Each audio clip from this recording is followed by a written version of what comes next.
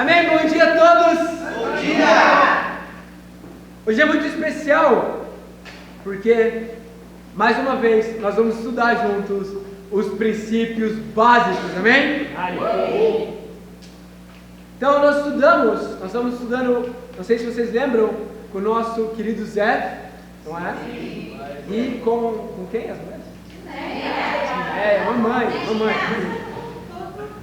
E é muito especial porque, quero já dizer para vocês, essa semana o Zé estava no culto de homens.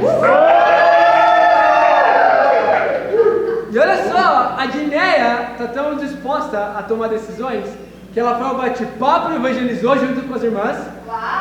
E também foi no devocional, amém? Então, é sempre especial quando a gente está estudando a Bíblia com alguém, né? A gente ter a chance, e obviamente isso parte de nós, de chamar essas pessoas para perto, para que elas possam ser inspiradas não somente na teoria, mas na prática em fazer o que ela tem aprendido, amém? Amém. Então, como nós bem conversamos semana passada, nós estudamos o estudo de luz e trevas, parte 1, que era composto do estudo de trevas, basicamente. Essa é a verdade. Hoje é a parte 2 do estudo de luz e trevas, que é composto, nós vamos fazer aqui a parte 3 do estudo. Porque tem uma parte 2 também, que a gente não vai fazer, obviamente, porque é nada mais do que um tempo de confissão, amém? Então, não vamos confessar aqui todo mundo, mas sempre há ocasiões para confessar, que são quais? Homem com homem, mulher com mulher, de forma privada, individual, com alguém que você confia, e falar de todos os seus pecados para que possa ser ajudado. Amém. Então essa é a parte 2, é o estudo de confissão. E como eu falei, o estudo de trevas pode ser feito junto com o de confissão no final, mas o que nós costumamos fazer no Brasil, e é o que eu oriento todo mundo a fazer, é a gente estudar em 3 partes. Ou em 2 partes, sendo a de confissão antes desse estudo de luz. Então você poderia fazer o estudo de confissão e seguir o do estudo de luz. Eu vou falar um pouco sobre convicções de confessar nas Escrituras, um estudo somente sobre isso, quando nós terminarmos a nossa sequência de princípios básicos, tudo bem? Não é uma parte dos estudos regulares que nós fazemos, mas eu vou falar sobre isso no final dos estudos regulares. Então, estamos aqui, eu pessoalmente, como sou homem, estou com o Zé, não estou com a Dineia, amém? E as mulheres estão com a Dineia. E é muito especial porque no início o Formiga estava nos estudos comigo, depois o Bruno teve nos outros estudos comigo, mas como o Zé foi no culto de homens e conheceu todo mundo, eu pensei numa ideia boa de chamar o Wellington para estar no estudo. Vai estar! E também a letra do Wellington é muito bonita, então ele vai fazer anotações lindas. E o Wellington é um homem sábio que vai fazer comentários incríveis. E o Wellington vai orar pra gente. Então, eu vou orar pra gente, tá bom? Mas é o Wellington. Pai dos céus, obrigado por estar aqui, Deus. Obrigado por nós aprendermos a fazer estudos da sua palavra, Deus. Especialmente esses que são os princípios básicos.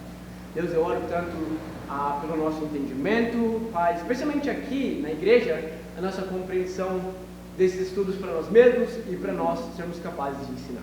Deus, eu oro pelo estudo com o Zé e eu te agradeço, Pai, por tudo, em nome de Jesus.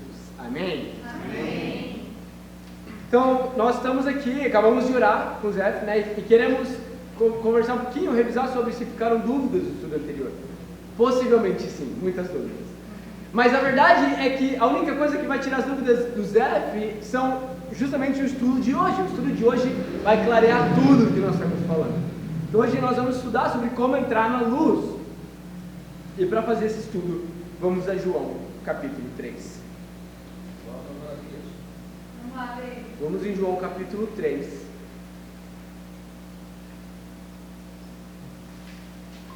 Versículo 1.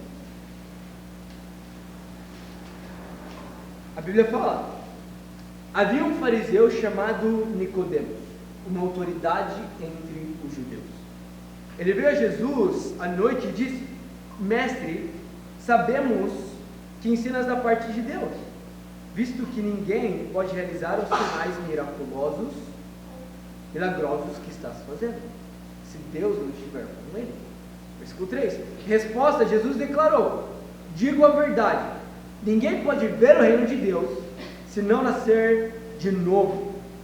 Perguntou Nicodemos: como alguém pode nascer sendo velho? É claro que não pode entrar pela segunda vez no ventre de sua mãe e renascer. Respondeu Jesus: digo a verdade, ninguém pode entrar no reino de Deus se não nascer da água e do Espírito. O que nasce da carne é carne, mas o que nasce do Espírito é Espírito. Não se surpreenda pelo fato de eu ter dito: é necessário que vocês nasçam de novo. Amém. Então eu gosto muito de começar com a pergunta que você entendeu da Escritura, não é? Assim você pisa no chão em que você conhece. Que você entende da Escritura, Zé? Que você compreendeu dessa passagem? Eu não sei se para vocês, mas para mim, em muitas ocasiões tem acontecido da pessoa falar: não tem nada para falar, é só o que está escrito, entende? E é verdade, é só o que está escrito, mas entender significa saber dizer isso com outras palavras, não é? Então, o que você entendeu, eu não sei explicar com outras palavras. Amém, tudo bem. Mas você entendeu a situação. Entendi a situação. Então, aqui é importante uma pergunta mais direcionada. Qual a pergunta direcionada que você acha que significa nascer da água e do Espírito? O que você acha, Zé, que significa nascer da água e do Espírito? A verdade é que tem três principais respostas para isso, que as pessoas dão, geralmente. Elas acreditam que, primeiro, nunca pensou sobre o assunto, então não tem a mínima ideia do que seja água e Espírito, nascer da água e do Espírito. É só um texto que eu leio, não entendo e aceito que não entendo e nunca pensei sobre ela. Outra resposta é acreditar que nascer da água do Espírito é a regeneração que você tem quando você acredita em Jesus. Então, de alguma maneira, o Espírito Santo trabalha no seu coração e você nasce da água do Espírito quando Deus, por meio do Espírito Santo, trabalha quando você crê em Deus. Esse é o momento de nascer da água do Espírito. E água é um simbolismo de pureza ou de purificação. E a terceira, que a maioria diz, é que nascer da água do Espírito, obviamente, tem alguma coisa a ver com batismo, porque água sempre está associada com batismo no Novo Testamento. Qual o ponto? O ponto não é concluir o que é água e Espírito aqui. O ponto é entender o versículo 7. O versículo 7 fala: é necessário que vocês nasçam de novo. Então, esse é o ponto-chave da Escritura. É necessário, o que implica é que sem isso é impossível chegar ao reino de Deus, amém? Amém. Então, esse é o ponto-chave que nós temos que chegar, todos nós, nessa Escritura. Não necessariamente entender o que é o Espírito, mas sem necessariamente entender que é necessário. E quando a gente entender o que é, aí a gente vai saber o que é necessário, o que é impossível sem isso. Obviamente, antes de ver tudo isso, você pode explicar um pouco mais detalhadamente a Escritura. Por exemplo, que Nicodemos é um mestre da lei, que ele sabe muito sobre as Escrituras, e que ele foi a Jesus à noite porque nada mais, nada menos tinha do que medo de represália do mundo ao redor dele, o mundo religioso. Não é? Então, e o que acontece, na verdade, em muitos casos, quando você estuda a Bíblia com uma pessoa, muitas pessoas são como Nicodemos. Eles têm medo de como a família vai reagir se eles mudam a vida deles. Eles têm medo de como a igreja que eles estão vai reagir se eles mudam as convicções. Eles têm medo de como ainda os amigos vão reagir. E o medo é o que bloqueia muita gente de tomar decisões. Aqui no caso de Nicodemos, possivelmente ele teve coragem e ele se converteu. Amém? Então, essa é a primeira escritura do estudo, mas agora é importante entender que foi pregado no primeiro século para que as pessoas pudessem justamente entrar no reino de Deus. Que foi pregado para aquilo que foi o início de tudo, o início da igreja, que é o que nós temos hoje, não é? A igreja. Vamos em Atos capítulo 2, versículo 22. Vamos lá, beijo. Então nós vamos em Atos porque aí existe a primeira pregação logo após a ressurreição de Jesus. E a ressurreição de Jesus é quando se completa a mensagem do Evangelho. Então o Evangelho só se torna completo, a mensagem dele só se torna completo pós-vida, pós-morte, pós-ressurreição e pós-ascensão de Jesus. Atos 2 tem a primeira pregação pós-ascensão de Jesus. Ou seja, a mensagem está completa, nós podemos saber qual a maneira de se converter biblicamente nos dias de hoje, entendendo como pessoas se convertiam logo após a ressurreição de Jesus. Sim.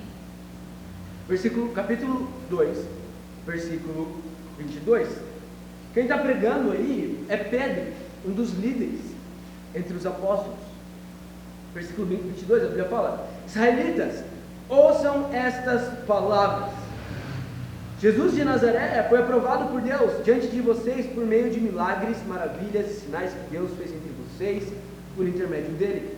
Como vocês mesmos sabem, este homem foi entregue por propósito determinado e pré-conhecimento de Deus. E vocês, com a ajuda de homens perversos, o mataram, pregando-o. Mas Deus o ressuscitou dos mortos, rompendo os laços da morte, porque era impossível que a morte o retivesse. E no versículo 25 ao 28, ele mostra uma escritura do Antigo Testamento que justifica tudo o que ele está falando. A gente não precisa ler nesse momento. Versículo 29. Irmãos, posso dizer com franqueza que o patriarca Davi morreu e foi sepultado, e o seu túmulo está entre nós até o dia de hoje. Mas ele era profeta e sabia que lhe prometera sob juramento que poriam dos seus descendentes no trono. Prevendo isso, falou da ressurreição do Cristo, que não foi abandonado no sepulcro e cujo corpo não sofreu decomposição. Deus ressuscitou este Jesus e todos nós somos testemunhas desse fato. Exaltado à direita de Deus, ele recebeu do Pai o Espírito Santo prometido e derramou o que vocês agora veem e ouvem. Uau! Vamos parar aqui no versículo 34. Aqui está o início da mensagem que Pedro prega. O que se trata a pregação de Atos 2, 22 ao 34? Nada mais do que a mensagem do Evangelho. E o que acontece é que muitas pessoas param aqui, entende? Ensinam sobre Jesus e aqui para. Jesus fez tudo isso por você, e aqui para a mensagem. Mas a verdade é que a mensagem não para aqui. Nós vamos ver a continuação. Mas em que constitui a mensagem até aqui? Versículo 23. Jesus morreu e vocês mataram. Vocês têm participação pessoal na morte de Jesus.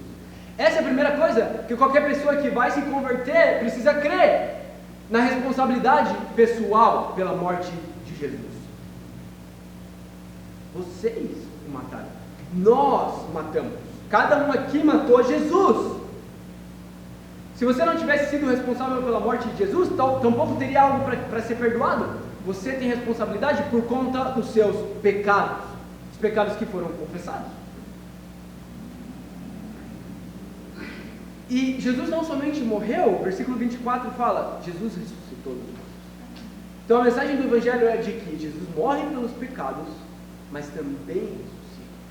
E ressuscita como? No versículo 31 fala que ele ressuscita fisicamente. Então, ao contrário do que muitas pessoas creem, Jesus, após a morte dele, após o sepulcro, não foi um espírito que andava por aí, mas como ele aparece para Tomé e para os discípulos, ele estava em carne e osso, vivo novamente. Amém? Mas então, o que se faz após isso? Ok, entendi tudo isso. Mas que vem depois disso? Versículo 36. Era o que as pessoas que estavam ouvindo a pregação pensaram. Que implica isso? 36. Portanto, que todo Israel fique certo disto. Esse Jesus a quem vocês crucificaram, Deus o fez Senhor e Cristo.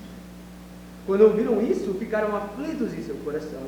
Perguntaram a Pedro e a outros apóstolos: irmãos, que faremos? E aqui eles perguntam o que deviam fazer, porque eles entendiam a mensagem do Evangelho, mas entendiam que não podia acabar aí, né? Aí não tinha sido ensinado tudo, eles precisavam fazer algo a respeito. E quando uma mensagem tão forte é pregada para você, necessita uma ação. necessita fazer algo a respeito. Versículo 38. Pedro respondeu: arrependam-se e cada um de vocês sejam batizados em nome de Jesus Cristo para o perdão dos pecados e receberão o dom do Espírito Santo, pois a promessa é para vocês, para os seus filhos e para todos que estão longe, para todos quantos o Senhor, o nosso Deus, chamar. Que Pedro ensina para essas pessoas que tinham crido em Jesus: agora vocês precisam se arrepender. E essa passagem, só essa parte, uau, como é negada nos dias de hoje. Essa primeira parte, se arrepender. Se arrepender para a maioria das pessoas não é algo necessário para se aproximar de Deus, só crer. Mas ele ensina que eles deviam se arrepender. O que significa se arrepender? A palavra arrependimento significa metanoia do grego e significa mudança de mentalidade. Deixar de ir uma direção e mudar para outra direção. Mas não a ação em si, a mudança de como você pensa. Entende? E essa mudança de como você pensa promove uma mudança do que você faz. Mas o arrependimento é a mudança de mentalidade. Então, o que acontece quando uma pessoa se arrepende? Por exemplo, ela costumava acreditar que o que mais vale a pena é dormir até 10 minutos antes de começar o trabalho e pegar o carro e ir para o trabalho. Agora, ela mudou a mente e ela acredita que vale a pena perder 1 hora de sono para ler a Bíblia e orar antes de ir para o trabalho. Amém. Porque isso vai mudar a vida dela. Vai conectar ela com Deus. Antes, ela acreditava, sim, que valia muito a pena as amizades no mundo. As amizades de pessoas legais, de sair, se divertir. Agora ela acredita que é mais importante o quê? Amizades espirituais.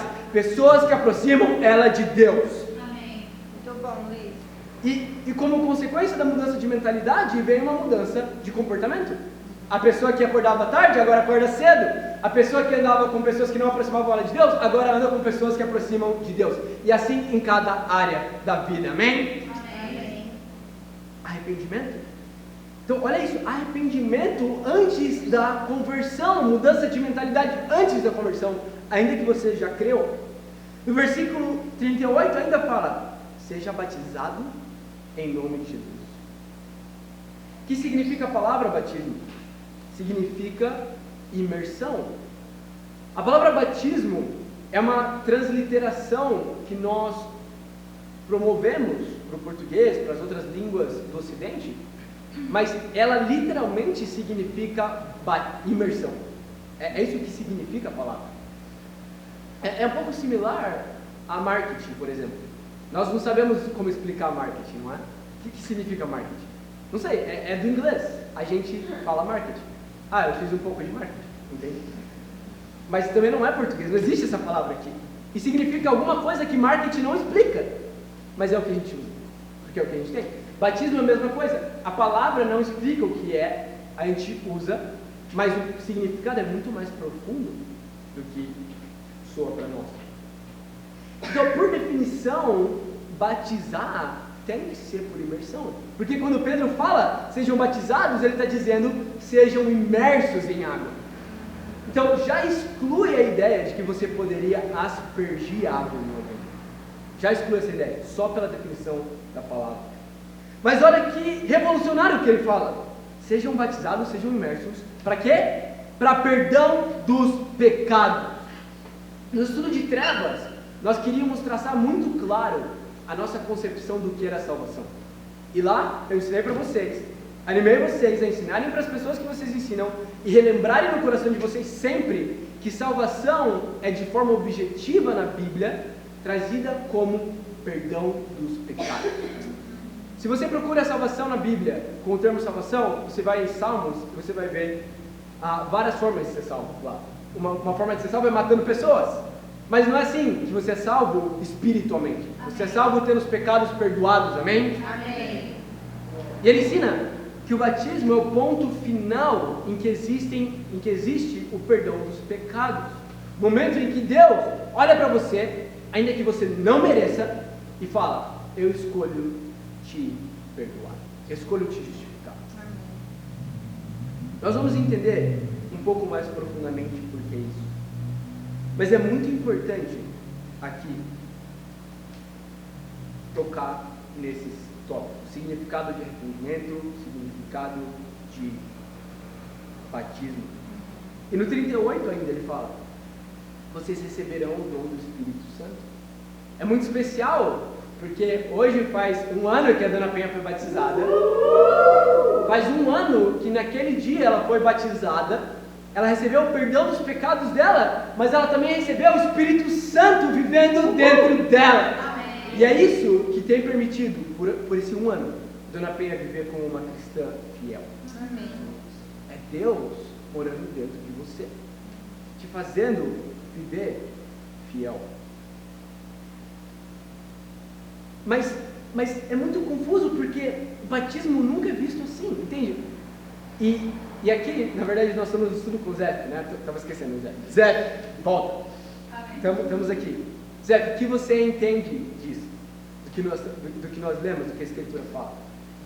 Eu entendo, mas é confuso para mim, entende? O que eu faço com Efésios 2:8, que fala que é pela graça? Entende? Eu creio que batismo é para mostrar algo que já aconteceu dentro de você, entende? É isso que, inclusive, é isso que meu pastor pregou esse domingo na igreja. Entende? Sim, claro, eu entendo o que você está dizendo, entendo que você acredita nisso, mas vamos ver o que a Bíblia ensina sobre o verdadeiro significado do batismo. Vamos em Romanos 6. Vamos lá, Zé. Vocês estão aí? Estão vivos? Sim. Romanos 6. Amém. Romanos 6, versículo 1.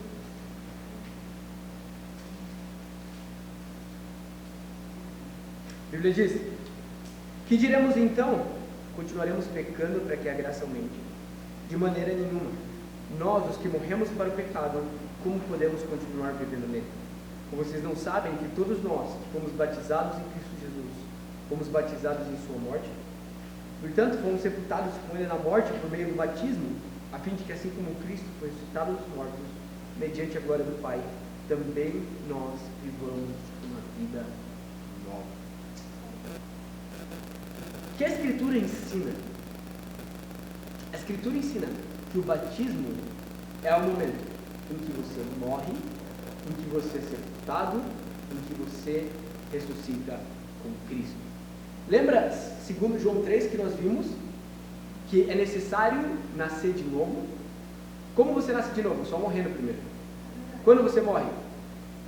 No batismo. No mesmo batismo você é sepultado, e no mesmo batismo você é ressurreto.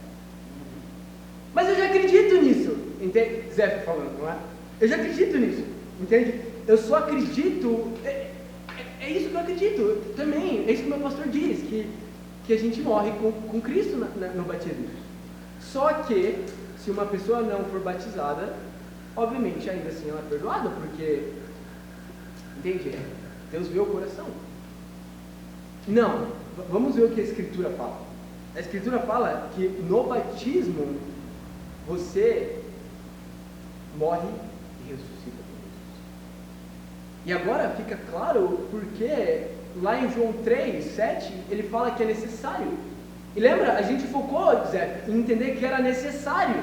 Que implica, não importa as suas boas intenções, não importa o quanto você quer salvar o mundo por elas tentarem fazer algo sinceramente, mas a verdade é que, segundo a Bíblia, é necessário. É necessário. Mas e se não tem a chance? Não sei. O que a Bíblia diz é que é necessário. Entende? Nós não podemos prever o futuro, nós podemos ir até onde a Bíblia nos leva. E a Bíblia nos leva até a necessidade do batismo para perdão dos pecados. Amém? Amém. Então, e aqui geralmente eu falo sobre a minha experiência, não é? Porque a minha experiência pessoal, e isso você fala se for sua experiência, né? Mas a minha experiência é que eu fui ensinado sobre o batismo ser um símbolo. Eu fiquei numa igreja por 4 anos, fui acompanhado pelo pastor, pelo líder, e E depois de muitos e muitos anos, 4 anos para ser mais específico, como um símbolo, como uma demonstração para a igreja que eu estava fiel, eu fui levado para ser batizado numa outra cidade. E colocaram roupas brancas em mim, fizeram uma grande festa na igreja, marcaram um dia, mas a verdade é que não tem nenhuma roupa especial para ser batizado, não tem nenhum dia especial para ser batizado, não tem nenhum momento, não tem nada que se preparar, a não ser se arrepender totalmente depois de crer. Amém? Amém. Então, o batismo, e olha só, a Escritura fala aqui no versículo 3 e 4, que nós morremos, somos sepultados e ressuscitamos. Porque as pessoas então começaram a dizer ao longo do tempo que o batismo é um símbolo. Boa pergunta, também não sei, entende? Mas também não sei, não entendo. Talvez muitos porque consideram que o batismo é uma obra, e aí isso confrontaria com outras escrituras. Tudo bem, se não tivesse claro que o batismo é a própria morte. Ah, mas não pode ser, porque como o batismo vai ser algo tão profundo? Não sei, entende? A gente não está aqui para julgar as escrituras, porque o batismo é tão profundo quanto ele é. Se você não entende algo, então você dá o ar de símbolo, você dá nomenclatura de simbologia, um princípio de interpretação bíblica, né? E de qualquer texto, na verdade, é que algo precisa ser literal, a não ser que não possa ser literal. Então, o texto de Romanos 6 tem total alinhamento com João 3, Atos 2 e todas as conversões das Escrituras. Por que não seria literal? Só porque por anos e anos tem ensinado que é simbólico? Não. A Bíblia diz, literalmente, que isso acontece, é isso que nós precisamos viver. Amém? Amém. Ok? Então, o que é a conversão? Crer. Olha isso, crer é super importante. Ninguém aqui está dizendo que não é para crer. Ninguém está dizendo aqui que é para ser batizado. Não, estamos dizendo que tem que crer. Crer em Jesus. Crer na sua responsabilidade. Mas como consequência disso, se arrepender. Mudar a sua mentalidade. E é interessante porque Atos 2 é como um paralelo de Mateus 28, em que Jesus ensinou aos discípulos dele o que provavelmente Pedro estava replicando em Atos 2. Ele fala em Mateus 28, portanto vão e façam discípulos. E o que é um discípulo? Alguém que creu e se arrependeu, mudou a forma de pensar sobre como a vida funciona, como a vida é, para que você está vivo. Creu e se arrependeu, um discípulo. E depois batizem esses discípulos em nome do Pai, do Filho e do Espírito Santo. Batiza elas, batizem-se para perdão dos pecados, e depois você continua a ensinar até o fim da vida. São paralelos de Mateus 28 e Atos 2. Um vem do ensino de Jesus e outro de alguém que ele ensinou. Mas a verdade, Luiz, é que não é isso que eu fui ensinado. Então eu entendo o que você está falando, eu entendo aqui, mas não entendo aqui. Eu entendo isso. Eu também não entendi. Nem aqui, não queria entender o lugar do. Ninguém quer ser contrariado. Essa é a natureza humana, entende? Mas a verdade é que tem muitos pensamentos, muitas doutrinas hoje que são ensinadas nas igrejas. E como você viu, o Zé acreditava que ele era convertido quando ele começava a crer em Jesus. Não é? Então nós vamos começar vendo doutrinas falsas por meio de outra doutrina que não a dele. Porque, como nós mesmos estamos falando, nós odiamos que nos falem que nós estamos errados. Então vamos começar por algo que ele consegue entender. Quando outra pessoa está errada, é mais fácil para ele digerir. Então ele vai ver uma doutrina de outra pessoa errada, e obviamente ele vai falar que está errado, porque é de outra pessoa. Vocês estão comigo? Sim. Olha Ezequiel capítulo 18. Vamos lá. Ezequiel 18, versículo 20.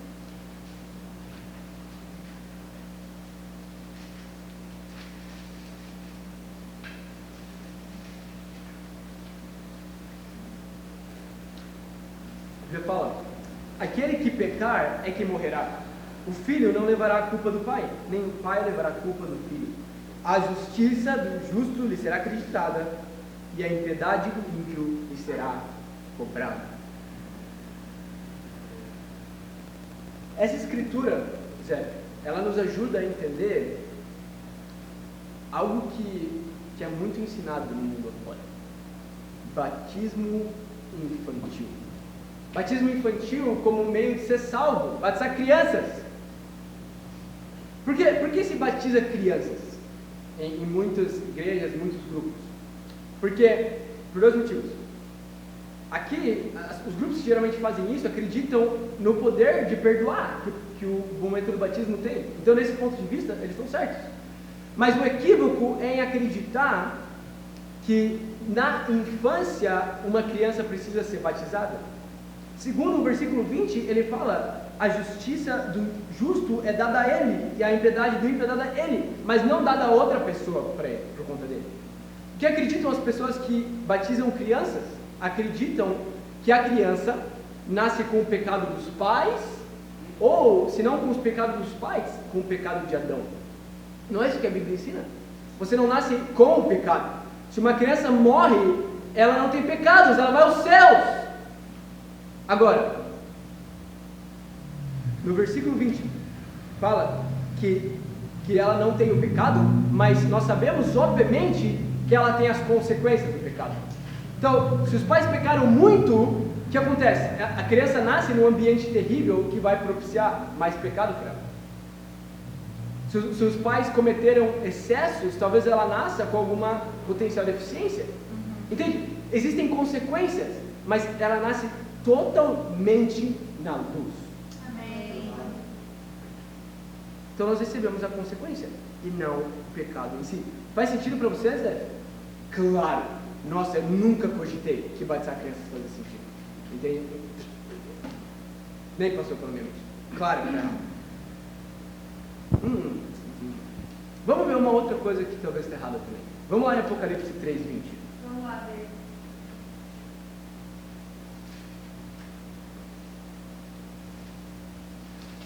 Apocalipse 3, versículo 20.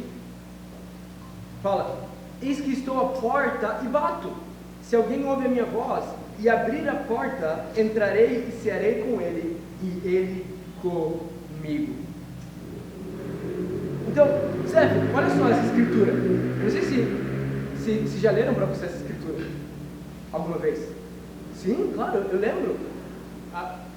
O pastor leu na igreja quando ele fez um apelo, e eu fui lá na frente e aceitei Jesus. Exatamente, é isso que mais acontece na maioria das igrejas. A base dessa escritura é usada para ensinar que Jesus está batendo no coração das pessoas e pedindo para que elas abram seus corações e deixem que Jesus entre no seu coração. E obviamente, se ele entra no seu coração, você está salvo, porque imagina, tem Deus no seu coração. Mas será que é isso que a escritura está dizendo? Será que é Jesus no coração de alguém? Vamos ler o contexto. O contexto costuma destruir doutrinas falsas. Versículo 14. Ao anjo da igreja em Laodiceia, escreva: essas são as palavras do Amém, a testemunha fiel e verdadeira, o soberano da criação de Deus. Conheço as suas obras, sei que não é frio nem quente. Melhor seria se você fosse frio ou quente. Assim, porque você é morno, não é frio nem quente, estou a ponto de vomitá-lo da minha boca. Você diz: estou rico, adquiri riquezas e não preciso de nada. Não reconhece, porém, que é miserável, digno de compaixão, pobre, cego e que está nu. Dou este conselho: compre de mim ouro refinado no fogo, e você se tornará rico. Compre roupas brancas e vista-se para cobrir a sua vergonhosa nudez. E compre colírio para ungir seus olhos e poder enxergar. Repreendo e disciplino aqueles que amo. Por isso, seja diligente e arrependa-se. Eis que estou à porta e bato. Se alguém ouvir a minha voz e abrir a porta, entrarei e serei com ele, e ele comigo. Uau! Pergunta, Zé: onde Jesus está aqui? Na porta do coração das pessoas? Não, na porta da igreja. Uau. E ele está falando com pessoas que eram membros da igreja do primeiro século, não como uma igreja de hoje, em que você nunca sabe se uma igreja é uma igreja de verdade. A igreja do primeiro século, discípulos, eles tinham se convertido já. E ele fala: vocês estão frios, vocês estão mornos, eu estou a ponto de vomitar vocês. Que implica isso? Eles já faziam parte do corpo de Cristo. eles já eram convertidos. A passagem não ensina como se converter, ela ensina como não se desconverter. Uau. Se você não se arrepender, eu vou jogar vocês fora. Uau. E aqui fica muito claro, não importa qual passagem você tente usar, que sim, você pode uma vez estar salvo, e se não mudar, se não continuar fiel, pode cair da fé, pode se afastar de Deus. Então, o plano de salvação é fé, arrependimento, batismo e permanecer em Cristo até seu último suspiro, para aí sim saber que vai chegar aos céus, amém? Amém. Então, aqui, Zé, quando ele fala porta, é porta da igreja, é metafórico, não é porta do coração, não é para que as pessoas aceitem no coração, entende? Não tem nada a ver. Na verdade, é como pessoas se arrependerem para não serem expulsas do corpo e terem perdido a sua salvação. Faz sentido?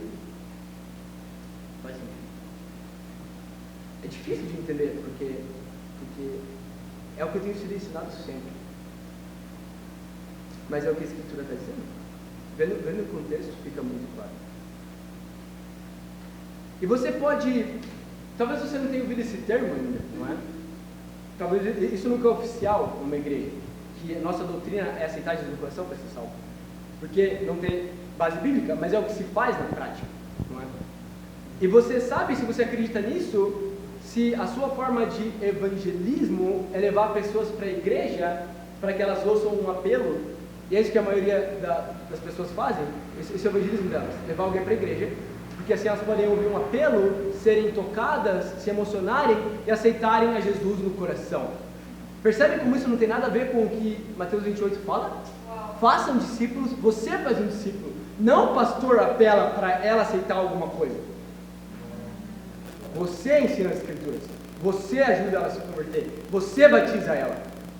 E algo muito importante é entender que todo discípulo tem o direito, e na verdade a ordenança, de batizar biblicamente. Então, vários grupos têm tomado para si a responsabilidade do sacerdote, do líder, somente batizar. Isso novamente impede que cada pessoa viva completamente a ordenança que foi dada. Amém. Vocês estão comigo? Sim. O estudo de luz basicamente termina aqui, mas eu quero falar de mais dois temas, mais duas possíveis visões de conversão que vocês poderiam ter. Vamos em João 3,16. Então talvez você poderia terminar o estudo aqui, mas se for necessário você pode ir mais nesses dois tópicos. João 16. João 3,16. Talvez vocês já tenham visto essa escritura. Muitas pessoas têm tatuado o braço, tatuado no joelho, na língua, entende? É a primeira escritura que vem na mente de todo mundo, não é? João 3,16. Tenho certeza que alguém já te falou essa escritura. Amém.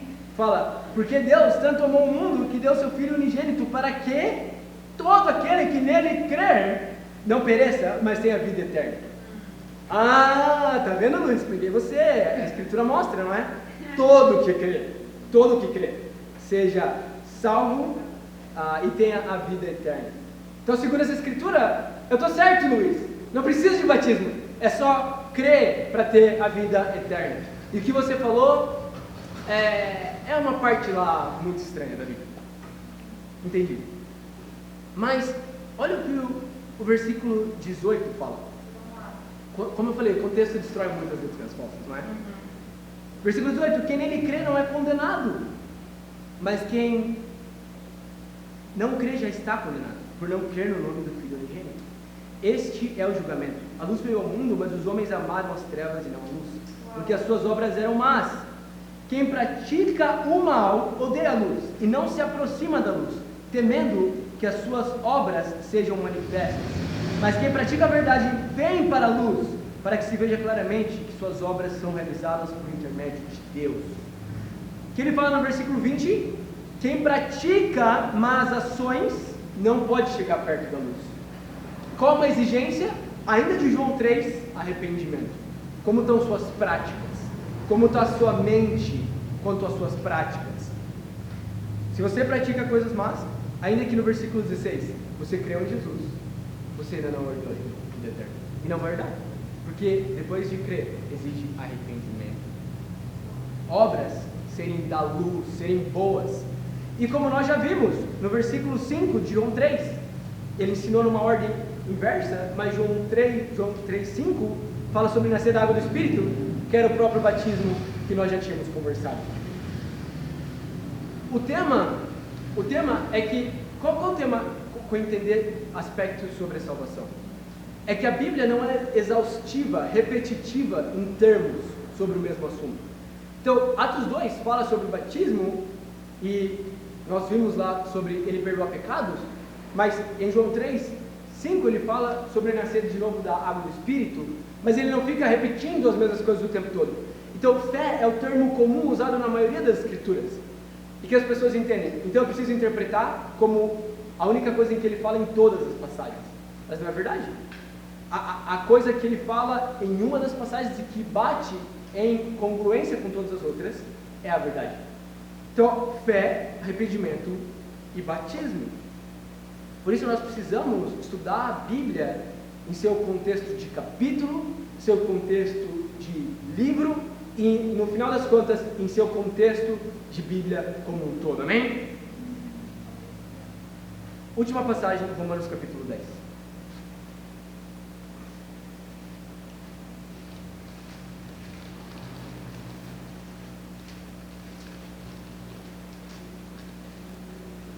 Romanos 10,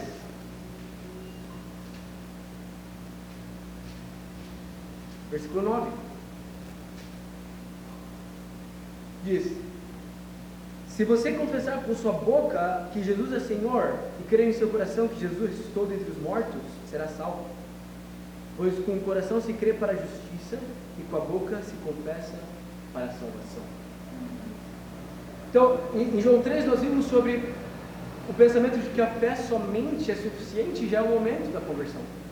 Aqui vem a ideia de que a conversão acontece quando você faz uma oração, uma confissão, ou pública, então diante de um monte de pessoas, ou você recebe um panfletinho que te ensina a fazer uma oração, e nessa oração ensina: eu aceito Jesus como Salvador, eu creio no seu senhorio, faço a posse da minha vida. E nesse folhetinho, eu vim do interior, lá é o principal tipo de evangelismo. Você pega a sua caixa de correio, está cheia de bilhetinhos, ensinando você a fazer uma confissão em Jesus. Se crê que no momento que você confessa com a boca, que você fala: Deus, eu quero entregar minha vida para o Senhor. Versículo 11. Como diz a Escritura, todo que nele confia jamais será envergonhado. Não há diferença entre judeus e gentios, pois o mesmo Senhor é Senhor de todos e abençoa ricamente todos os que invocam, porque todo aquele que invocar o nome do Senhor será salvo. Então aí ele termina de falar sobre o tema de invocar, né? Mas o assunto dessa passagem é entender quando cada um de nós é responsável por invocar o nome do Senhor. O escritor de Romanos é Paulo. Então, isso é importante para entender também a Bíblia, entender o autor, não é? O autor de Romanos é Paulo, e o mesmo Paulo que escreveu sobre ser salvo por meio de invocar o nome, é o Paulo que em Atos 22, e vocês podem abrir a escritura com a pessoa, ele invoca o nome do Senhor no momento do batismo. Então, se vocês têm visto batismos de pessoas aqui na igreja, vocês têm visto que antes de serem batizadas, as pessoas respondem se acreditam que Jesus veio à terra, viveu como alguém sem pecado, morreu pelos pecados dela, ressuscitou no terceiro dia e hoje está sentado à direita de Deus. Que é isso? Invocar a Jesus, o Senhor, e depois, se ela crê que Jesus é Senhor e Salvador dela.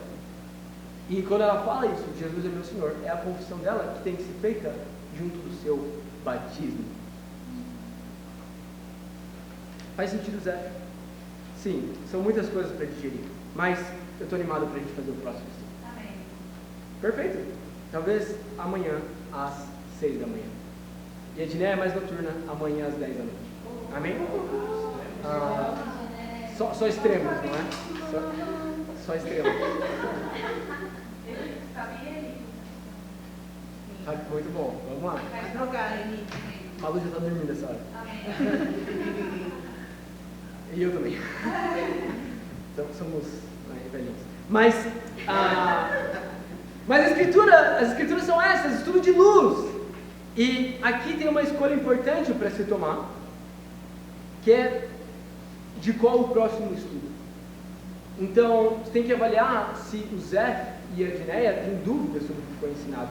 E se tem dúvidas, então, possivelmente o próximo estudo que possa ser feito seja conversões do Novo Testamento, em que nós somos exaustivos em ver cada uma das conversões pós-ressurreição de Jesus e ver claramente que nenhuma delas foge ao padrão fé, arrependimento e batismo. Amém? Amém.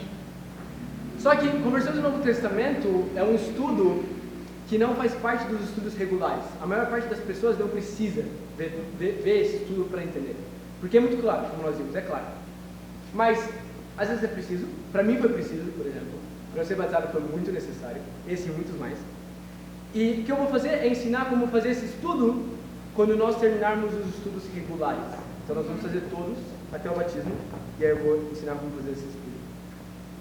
Agora, se a pessoa não tem dúvida, que eu acho que é o caso da Dineia, que marcou para tão cedo, e do Zé, que marcou para tão cedo também, o próximo estudo é o estudo de cruz. Mas, à medida que os estudos avançam, eu animo muito a cada pessoa na igreja a pedir conselhos. Porque, ainda que tenha essa ordem que eu estou falando, isso muda muito de caso para caso. Amém? Então, esse é o nosso estudo de luz. Espero que seja muito especial ensinar para os seus amigos o estudo de luz.